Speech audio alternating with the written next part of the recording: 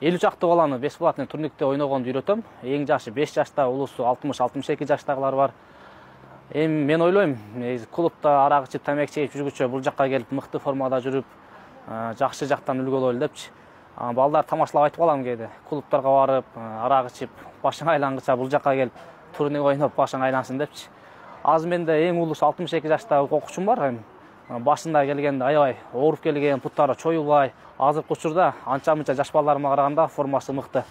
Бул жакта ойноп, ушинтип тренировка кылышат. Негизги максатыбыз бирөөнү уруп, же күчүбүздү ошол жактан көрсөтүш эмес, негизи жаштарга туура жактан үлгү болуп, ата-энелер ыраазы болуп атат жаштарды жакшы жактан үйрөткөнгө. Өзүм негизи айылда эле цементтен таштарды көтөрүп, негизи кызыгуум айылда башталган. Турник жасап ал жактан эле. Ошентип акырындык менен ушул даражага келип, ушундай нерселерди баштап жатабыз да.